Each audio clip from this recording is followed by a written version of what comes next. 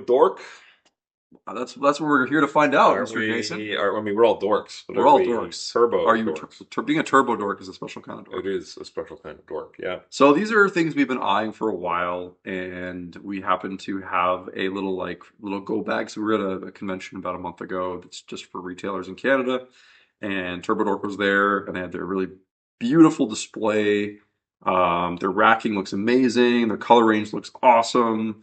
The products are well thought out. The guys that run the company are smart. They know what they're doing. They seem to have a really good product. Aesthetically, as a retailer, I'm like, I'm there. He's like, jar looks nice. The demos look nice. The product now, what is this exactly? So this is hopefully an answer to a question that a lot of people have, which is like, how do I paint good looking metallics? Turbodork started as a color shift company. Yeah. So their first range of products was essentially color shifting paints that I think Green Stuff World, I think, was the leader on that one. They kind of did the first thing. So you started to see these like chameleon paints coming out. They're essentially like a two-tone metallic color shift, sort of like chameleon. Yeah, but depending on the angle that you look at the models, if you turn the model, it will like change color and shimmer. Exactly. So, and you always had to put those over like a black base coat to maximize their effect. And usually they look better airbrushed, but usually you can also brush paint them as well. So the only question remains, are these actually good? Are they usable? And we're hopefully going to answer that in this video today. And maybe if that answers our question, maybe we end up with them on the shelf of the store. Wow. Right? Great. So there's a lot of money on the line. There's a lot of money. There's a lot of money on the line here. Yeah. What's a rack of these go for, Chris? Oh, geez. I think usually a rack of paint's at least $3,000. Yeah. It's not a small investment for a shop to make. Yeah. Okay. So what are we going to start with here? Sure. Do you want to do? Let's maybe paint a little bit on it with a brush first to see if we can. These say on the jar. Why don't you read one of these? Somewhere right here. We got ground is lava, which is a deep reddish orange to vivid. Well, okay. Orange, yellow, shifting metallic. Shake well. Must be used over black base coat to see shift effect. We check mark that. Apply multiple thin coats with airbrush or hand brush. So it says you can hand brush them. So we're going to put that to the test. Now, for our viewers, to make sure we're not liars, make sure you shake that well, okay? On the screen. You're gonna talk and I'm gonna talking about Turbodork. Make a little soundbite. Well, the one thing I definitely liked from at least when we saw the full rack and the demo moss, what they did is they took like the same model and they like painted every color, like painted it in every color, so you could see like what exactly every paint looks like when it's on. Yes, the same subject. So at least we know under optimal conditions they look really good. Yeah. Like they were like pearl colors and iridescence and all this stuff. I was like, holy moly, super cool. So now just a matter of like, are they actually easy to achieve those effects? How hard are they to use? That sort of thing. So you've got some Floors Lava, which is a fantastic name for a paint. It's got like some child lock here on this or whatever.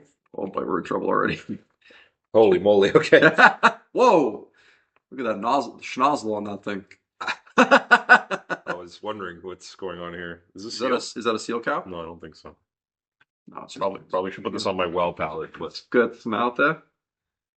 Oh yeah. There you go. That's nice. That looks really sharp out of the jar. Looks pretty cool. Okay, I'll be brush painter guy. You're brush guy. And you can be airbrush painter guy. So we're going to do both just to give you guys an honest, unbiased view of how this stuff works.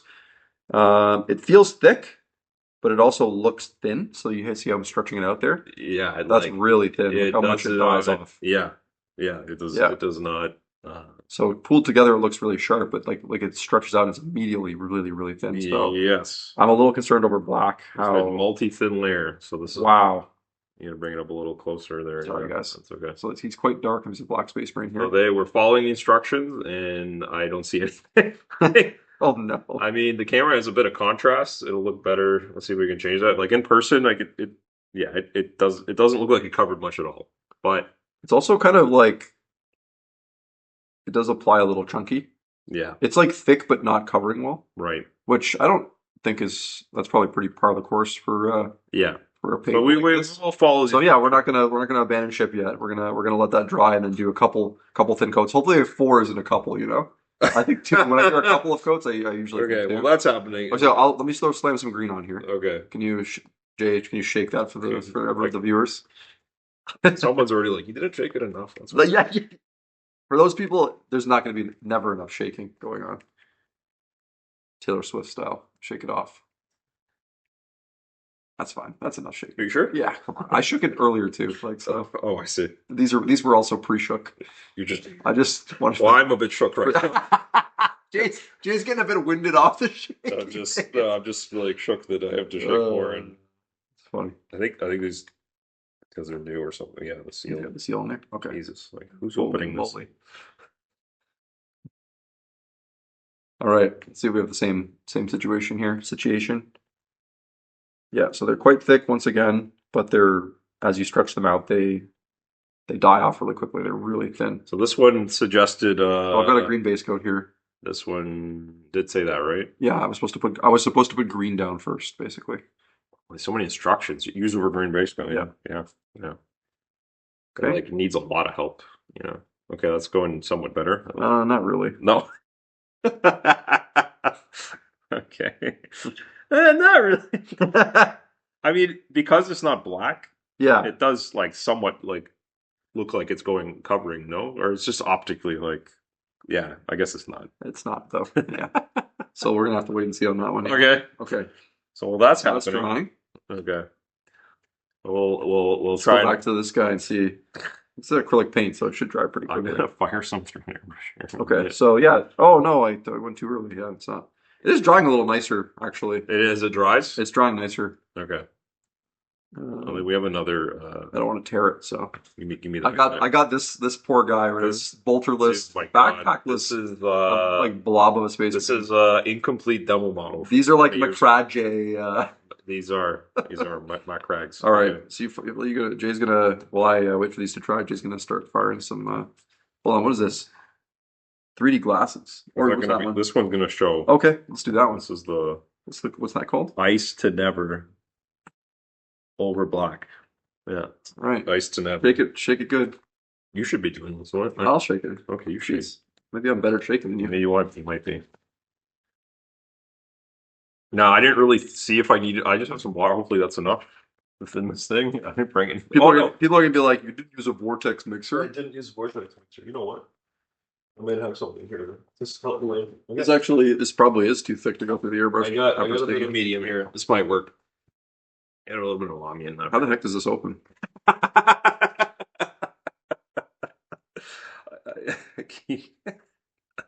Good. I'm glad I'm not the only one here. I don't think I can open it. Oh, there we go. Okay, I had to really. I had to give her like a vitamin bottle. I think it's the first time you open it. The vitamin bottle. I totally give her.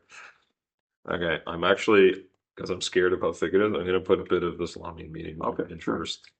Which again, now we're going to be like this. This is no. This demo is already null and void. Null and void. This is my 7-year-old Hade on Steenbeck. Just a beauty. Just a beauty. Look at that beauty. And with my random evolution guard that I scrounged off my other airbrush over the years. That I lost. Faster Art guy, yeah. So anyway, still great brush. It's not the newest one, but it's still good. It still works well. Phenomenal. It's all good. So just make a little bit of a spray thing for you here, so you don't nuke her. Yeah. Well. A little bit of medium. I'm gonna have a little bit of water. Just make a little breathe in that a little bit. While you're doing that, I'm gonna throw a second coat of this lava color on. Lava. It's not.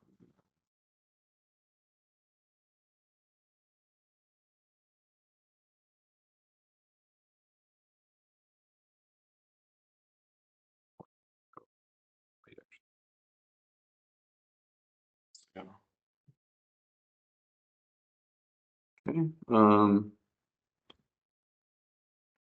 For second coat, I definitely think it needs a third one unless it dries. It dries differently. All right. Let's see if this was a disaster. Ready to fire it? Fire it up. And fire some of this. It's thin. Okay. In theory, the airbrush should apply it in the absolute best condition here because product like this, you want it to spray thin, and spraying it through the airbrush should help it dry quicker too. So in theory, this should be the absolute best way to apply this type of thing. I think I'm gonna lower this a bit too. Yeah, A little high. I like being high.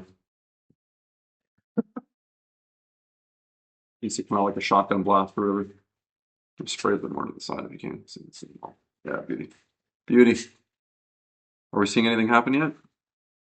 Coming out a bit, but it's Okay. a bit. Sorry about the compressor noise. Sound effect budget is in full gear. The one thing with the airbrush is that you can build it up more. But I'm going to just double make sure that I've got a bit of here that maybe I have a bit of a, let's try and see if we can push that out a little bit more. It's not coming out at the rate that I.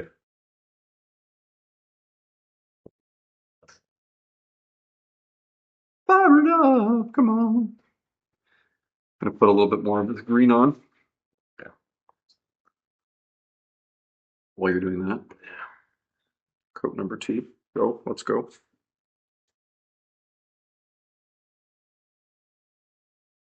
Okay. There we go. Oh yeah. Okay. A little. Now we're cooking with gasoline. We're cooking a little bit. Yeah. A little Yeah. brighter. It's still pretty dark. Like you probably was. Yeah. You're gonna need at least a second coat. But the airbrush does put it on more evenly. Maybe do the whole like the top half of the marine or something. Yeah. You can see it more.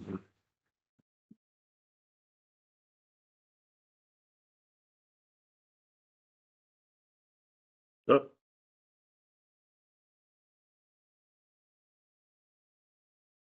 Bring that on. Here's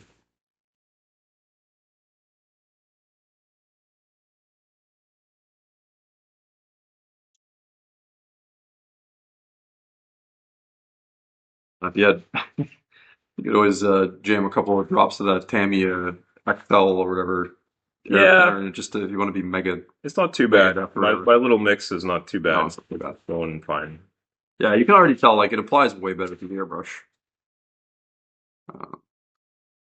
Yeah, that's like pretty awesome looking actually. Yeah, I mean, we knew this before.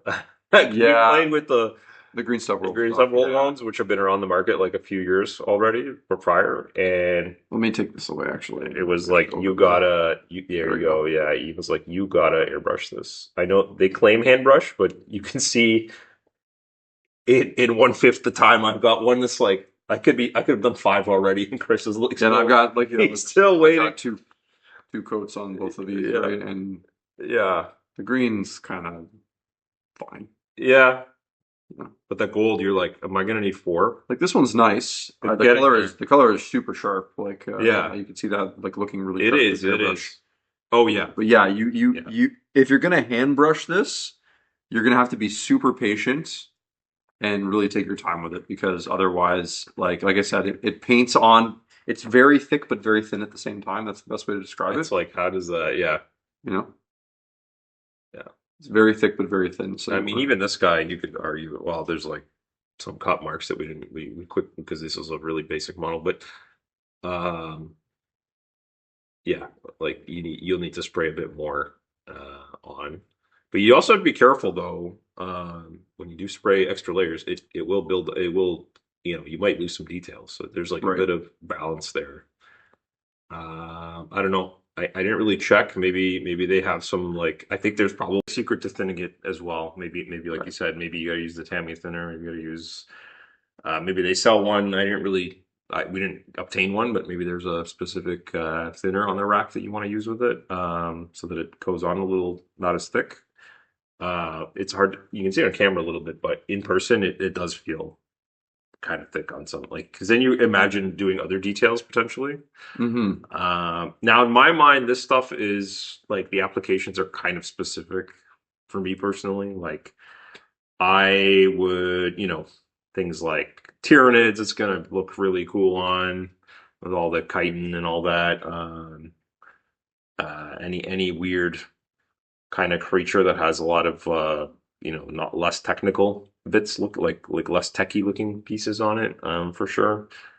I think it'll look great on Stormcast, certain marine chapters. So yeah, I think the user's up to the user to find some cool ways to use it, but you'll probably be pairing it with other paints. So you don't want it to necessarily be like if I was going to paint the trim on these shoulders and stuff, I wouldn't want it to be like extra thick, I guess. So that's something to maybe keep in mind a little bit. Like it does, like that's only 2 coats for the green.